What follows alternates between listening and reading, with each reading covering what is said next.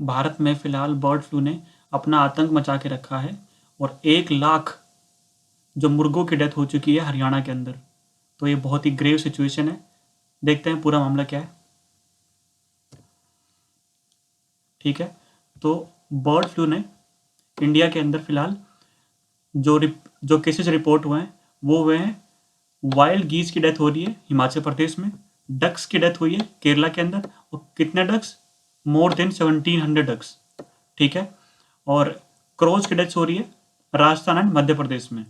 ठीक है, और हरियाणा में हो रही है 1 लाख पोल्ट्री की डेथ, वो मैं आपको बता ही चुका हूँ। ठीक है, तो सिचुएशन काफ़ी ग्रेव है। अब जान लेते हैं बर्ड फ्लू या फिर एवियन इन्फ्लुएंजा क्या होता है। ठीक है, ये कि एक कंटेजियस वायरल डिजीज है। ठीक है, और ये जो हम देख रहे हैं ये टाइप ए वायरस है। ठीक है, जो कि पोल्ट्री को काफ़ी ज़्यादा अफेक्ट करता है।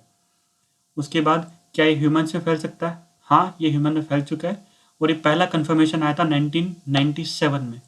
ठीक है, और ये था H5N1 स्ट्रेन। ठीक है, और एक रिपोर्ट के मुताबिक 6 केसेस में आउट ऑफ 10 ये ह्यूमन से फैल सकता है। मतलब आउट ऑफ 6 स्ट्रेन्स, मतलब जो 6 स्ट्रेन हैं वो फैल सकते हैं आउट ऑफ 10। तो उसकी बहुत ही हाई प्रोबेबिलिटी है कि ये ह्यूमन से फैल सकता है। गवर्नमेंट ने इसके लिए कंट्रोल रूम या कंट्रोल सेंटर बनाया है इस कंडीशन को देखने के लिए। ये इन्फॉर्मेशन मैंने PIB से ली है। इसका मतलब ये कल ही हुआ है। ठीक है, गवर्नमेंट ने भी देखा कि बहुत ही ग्रेव सिचुएशन चल रही है, इसके लिए किया गया है। Hello everyone, welcome to the channel. In today's video, I am going to discuss all the current affairs of 7th January. For the PDF of this video, join our Telegram group by clicking on the link cited in the description box. If you are watching our channel for the first time, please press the subscribe button and the bell icon right next to it. Now let's start with the main content. Which state government has recently declared avian influenza as state disaster? ठीक है, तो एक केरला ने कर दिया है। हमने देखा था अभी कि 1700 डक्स की डेथ हो गई थी वहां पे, जो कि एक बहुत ही ग्रेव सिचुएशन है और एक ग्रूसम एक्ट है फिलहाल। ठीक है, let's move to next question. Which organisation has introduced Bharat Griha Raksha, Bharat लघु उद्यम सुरक्षा एंड भारत सूक्ष्म उद्यम सुरक्षा? ठीक है, तो ये बेसिकली एक ही स्कीम के 3 कंपोनेंट्स हैं। ठीक है, और इनको IRDAI ने अभी लॉन्च किया है। ठीक है, इसके बारे में कुछ और डिटेल पढ़ लेते हैं कि ये स्कीम्स हैं क्या क्या। ठीक है, तो जो भारत गृह रक्षा है इसके बारे में पढ़ते हैं पहले। Under the Bharat Griha Raksha policy, the IRDAI insurance regulatory development authority of India will introduce a standard home insurance policy that will cover risk of fire and other related dangers. ठीक है, तो ये बेसिकली होम इंश्योरेंस पॉलिसी है। अगर आपके घर पे आग लगती है या और भी कोई डेंजर्स होते हैं तो उसके खिलाफ ये पॉलिसी आपको पैसे देगी। ठीक है, भारत सूक्ष्म उद्यम सुरक्षा, ये बेसिकली इंटरप्राइजेस के लिए है। ठीक है, अगर आपकी मशीनरी में कोई खराबी होती है या प्लांट में कोई दिक्कत होती है तो उससे रिलेटेड है ये। ठीक है, भारत लघु उद्यम सुरक्षा। ठीक है, इसके बारे में पढ़ लेते हैं। It will cover enterprises for which total value risk across the insurable asset classes in location exceed to 5 crore. ठीक है, तो अगर ये 5 करोड़ से एक्सीड करता है तो ही ये वाली स्कीम उसके लिए लागू होती है। ठीक है, अब चलते हैं नेक्स्ट क्वेश्चन पे। Researchers of which university have deployed a new approach to survey African elephants using the satellite images and artificial intelligence. ठीक है, तो बेसिकली अफ्रीकन एलिफेंट हैं कितने, भी बेसिकली सेंसस के लिए हुआ है। ठीक है, कि हम कैसे नापें फिलहाल कि कितने एलिफेंट हैं। ठीक है, तो इसके बहुत ही ज़्यादा तरीके हम ये जान चुके हैं। ठीक है, कैसे? जो हमारा एलिफेंट है उसके जो डग मतलब उसका गोबर है उसको यूज़ करके भी हम निकाल सकते हैं। ठीक है, उससे जीन फाइंड कर सकते हैं और उसके थ्रू हम कितने एलिफेंट है वो पता कर सकते हैं। लेकिन जो ये नया तरीका निकाला है, ये ऑक्सफोर्ड यूनिवर्सिटी ने लीड किया है इसको। इसमें है तो काफ़ी सारे यूनिवर्सिटी के प्रोफेसर, बट ऑक्सफोर्ड यूनिवर्सिटी इसको लीड कर रही है, ठीक है। और उसके बाद ये सैटेलाइट इमेज और आर्टिफिशियल इंटेलिजेंस से नापा जा रहा है, तो ये बहुत एक्यूरेट होगा, ठीक है, क्योंकि हम जानते हैं कि जीन एनालिसिस के अंदर जब दो डग आपस में मिक्स हो जाते हैं तो रिजल्ट कुछ उल्टे भी आ सकते हैं, ठीक है, डिफरेंट रिजल्ट आ सकते हैं, ठीक है। तो ये जो सेंसस के लिए अप्रोच है काफ़ी इफेक्टिव होने वाला है।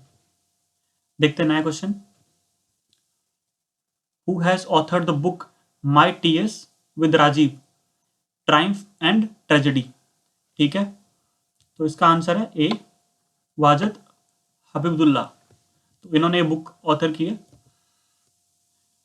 Next question. An all women NDRF team was recently deployed on the banks of Ganga River for the contingency duties in which state, ठीक है। तो ये उत्तर प्रदेश में जो ड्यूटीज निभाने के लिए इन्होंने डिप्लॉय की है, ठीक है। और ये ऑल वुमेन एनडीआरएफ की टीम है, इसलिए भी ये क्वेश्चन इंपॉर्टेंट हो जाता है। Let's move to next question. whom British government has recently appointed as the new High Commissioner to India, ठीक है। तो इसका आंसर है अलेक्जेंडर एलिस, ठीक है। अब ये देख लेते हैं, जो हाई कमिश्नर टू इंडिया होता है वो बेसिकली कॉमनवेल्थ कंट्रीज में होता है, ठीक है। बाकी कंट्रीज के अंदर एम्बेसडर होता है, ठीक है। तो यही फर्क है इन दोनों में, ठीक है। Moving to next question. Who has been appointed as chief justice of J&K and Ladakh high court, ठीक है। पहली बात तो ये जो हाई कोर्ट है कॉमन हाई कोर्ट है दोनों का, ठीक है। और इनके अंदर फिलहाल पंकज मित्तल को बनाया गया है चीफ जस्टिस। कुछ और डिटेल पढ़ लेते हैं जो रिसेंटली अपॉइंटमेंट्स हुई उसके बारे में। अमित चड्डा जी को अपॉइंट किया था एमडी किसका, L&T का, ठीक है। ये जानते हैं कि बहुत ही इंपॉर्टेंट कंपनी है इंडिया के लिए, काफ़ी सारे हाईवे प्रोजेक्ट होते हैं या इंफ्रास्ट्रक्चर प्रोजेक्ट हैं, काफ़ी बना रही है ये कंपनी। उसके बाद एसोचम का प्रेसिडेंट बनाया गया था विनीत अग्रवाल को। उसके बाद सुनीत शर्मा को बनाया गया था किसका, रेलवे बोर्ड का चेयरमैन और सीईओ, ठीक है। और अपूर्वा चंद्रा को बनाया गया था न्यू लेबर सेक्रेटरी, ठीक है। और सोमा मोंडल को बनाया गया था first women chairman of SAIL, ठीक है। और सुबोध कुमार जायसवाल को बनाया गया था न्यू डीजी ऑफ CISF। और जो इसरो के शिवम है उनका 2 साल के लिए एक्सटेंशन हुआ, ठीक है। फिर मतलब 2022 तक एक्सटेंशन हुआ, एक्सटेंशन तो 1 साल का ही है, ठीक है। Moving to next question. Which organisation releases the global economic prospects report, ठीक है। ये क्वेश्चन बहुत ही इंपॉर्टेंट और ये कई जगह पूछा जा चुका है, ठीक है। इसको आप 5 स्टार मार्क कर सकते हो, ठीक है। वेरी इंपॉर्टेंट क्वेश्चन, ठीक है। इसको वर्ल्ड बैंक रिलीज करता है, हर बार रिलीज करता है, मतलब हर साल रिलीज करता है। और ये कल परसों रिलीज हुई है। तो इन्होंने क्या बोला है इंडिया की इकोनॉमी के बारे में वो देख लेते हैं, ठीक है। पहली बात तो वर्ल्ड बैंक रिलीज करता है, वही लिखा हुआ है, ठीक है। According to the report the global economic output is projected to grow by 4% in 2021। मतलब जो वर्ल्ड की जो GDP ग्रोथ होगी वो 4% होने वाली है, ठीक है, इस साल। और जो इंडिया कितना ग्रो करेगा वो बोला गया है 5.4% इन 2021, जो ये करंट ईयर है इसकी बात कर रही है, ठीक है। तो 5.4%। तो इसमें से आपको 2 डिटेल याद रखनी है। पहली चीज़ ये कि कितना ग्रो हो रहा है 5.4%। सेकेंडली कौन रिलीज करता है इसको, ठीक है, वर्ल्ड बैंक को, या उल्टा ही पूछ सकते हैं वो, ठीक है, कि वर्ल्ड बैंक कौन सी रिपोर्ट रिलीज करता है। तो आपको ये नाम भी याद रखना है, ग्लोबल इकोनॉमिक प्रोस्पेक्टस रिपोर्ट, ये भी आपको याद रखना है, ठीक है। Moving to next question. 4th global Ayurveda festival will be held in which state. ये केरला में होने वाला है और हर बार केरला में ही होता है। ये सिर्फ कंफ्यूज करने के लिए क्वेश्चन दिया हुआ था। मूविंग टू नेक्स्ट क्वेश्चन, ठीक है। आज वीडियो काफ़ी ज़्यादा बड़ी हो रही थी इसलिए मैंने क्वेश्चन फॉर्म में ना देखी, क्योंकि आज बहुत ही ज़्यादा सर्कुलेशन हुआ है न्यूज़ का PIB के थ्रू, तो बहुत सारे न्यूज़ है, बाकी न्यूज़ भी हम पॉइंट फॉर्म में देखते हैं, तो let's start with the first news. तो पाकिस्तान सुप्रीम कोर्ट ने जो एक हिंदू टेम्पल वहाँ तोड़ा गया था उसको दोबारा बनाने के लिए ऑर्डर दिया है पाकिस्तान गवर्नमेंट को। ठीक है, तो ये एक न्यूज़ थी इसलिए मैंने आपको बता दिया ये।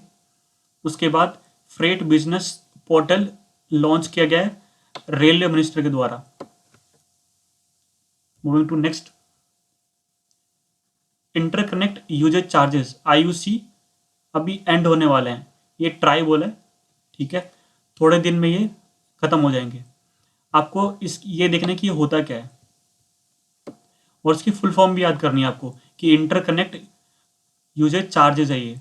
ठीक है, तो ये होता क्या है, बेसिकली जब हम सपोज कर हम एयरटेल से जब वोडाफोन के ऊपर करते हैं तो एक चार्ज लगता है। ठीक है, ये वही IUC है, वो चार्ज यही है। ठीक है, लेकिन अगर आप करते हो एयरटेल से एयरटेल तो कोई चार्ज नहीं होता। ठीक है, वहां पे ये IUC नहीं लगता है।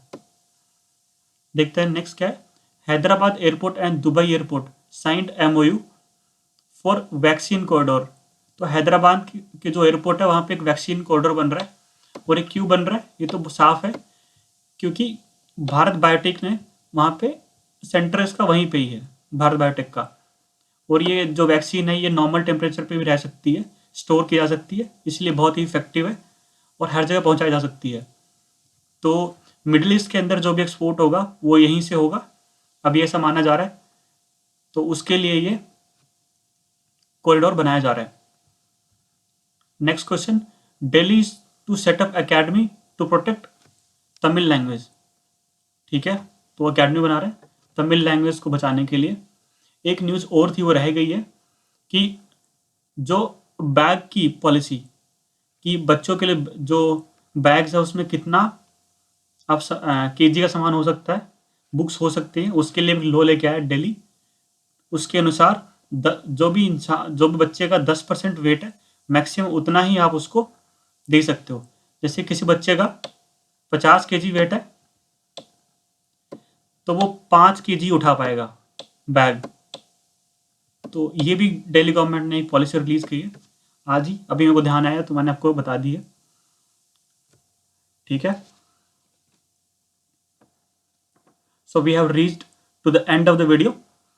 सो guys thank you for watching the video. कल फिर मिलेंगे। Keep watching this channel.